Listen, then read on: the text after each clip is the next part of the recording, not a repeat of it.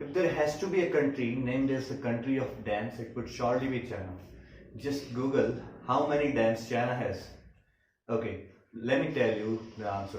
It is 87,000. Yes, 87,000. You heard that right. What about India? Just for the sake of comparison, it has a total number of 5,202 dams. So what does China do with so many dams? Probably attack. How? Well, this video is just the answer. Half of the world's population depends upon the Tibetan rivers, and China is trying to control these by building dams. The figure of 87,000 dams was given in a report published in 2017. So if we talk about today, it must be higher than this. These rivers travel to other countries which are downstream to it, and dams on these worry the countries. Well, these dams are not just worrying to neighboring countries but also the people of China who are living nearby to these dams and are dependent on these rivers. The major transboundary rivers are Indus, Brahmaputra, Irrawaddy, Slovene, Mekong. Just the Mekong alone serves as many as 60 million people.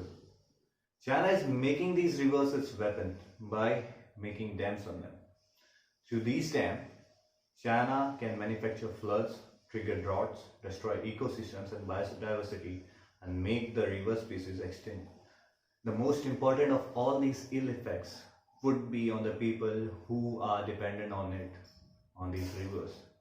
Through these dams, China gains the power to dictate the economies of the countries dependent on these rivers. Take the example of Mekong River.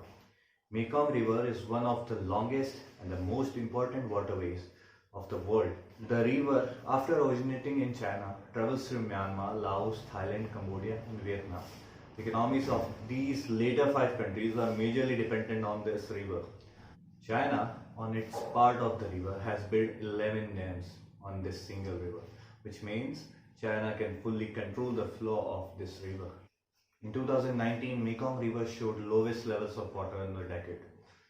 Thailand's sugar output was dropped, Vietnam's rice field were hit, China put it on the low level of rains, but reports and satellite images told different story.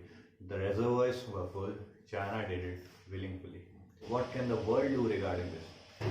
The number of stakeholders for the water on these rivers are as high as half of the world's population. The world needs to recognize it, needs to stand against the Chinese regime. China itself has bear the brunt of this act. It has witnessed massive floods on its land.